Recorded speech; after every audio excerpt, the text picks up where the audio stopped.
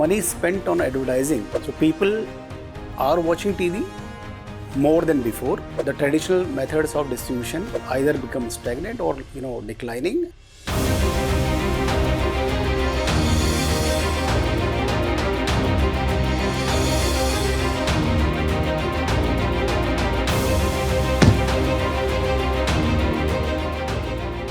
DTH and broadcasting services taking it to the consumers has always been a technology driven fast changing environment, and there are expectations of customers growing every day with each passing day. So what we have seen in the last 2-3 years, a lot of technological disruptions happened. So people are watching TV more than before. It is just that the different technology and platforms have taken place just compared to the linear TV through a DTH or cable ecosystem which was happening earlier.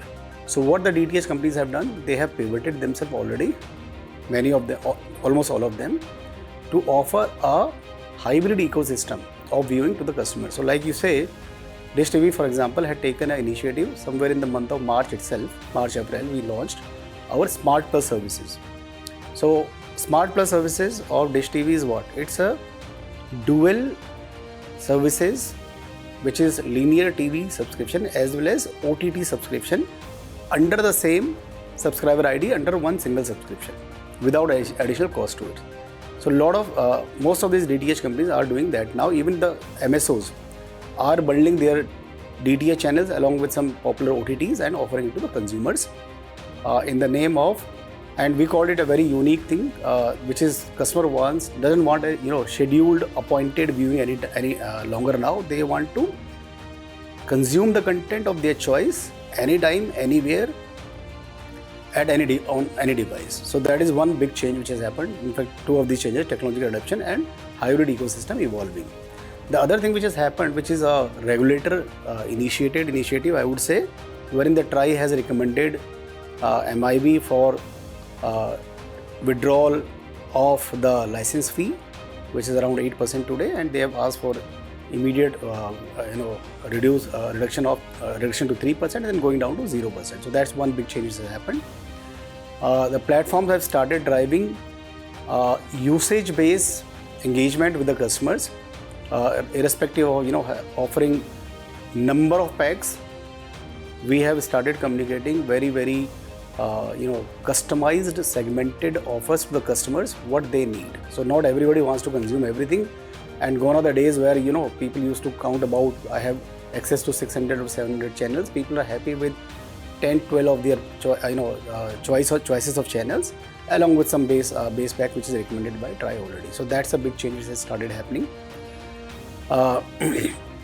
Other than this, there is a cognizance which all DTH and MSOs have taken into account now, is that not many customers are getting added. If you see in the last 12 months, the industry would have added around more than 12 million subscribers on the acquisition mode.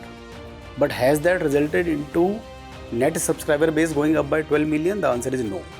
Hardly any platform can talk about increasing subscriber over the last 12 or 24 months. We have actually seen a decline only. So now the companies have taken cognizance of it, and they are not very excited about burning capex into just rotating the boxes between or a subscriber between the platforms. So they have rationalized their offers, their offerings, and their GTMs accordingly.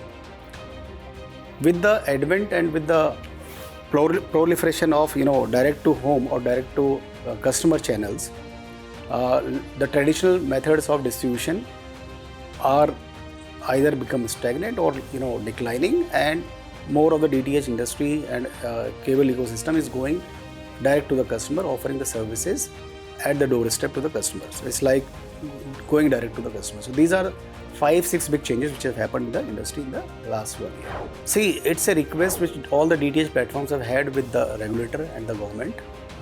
TRAI has already recommended that this DTH licensing fee has to be looked into, because this is the only platform which is paying this license fee. Nobody else is paying it, right? So one is that's a big reform that will actually result into better engagement, better servicing of the customers, and that will also reduce the decline in the subscriber base happening on the DTH platforms. Number one.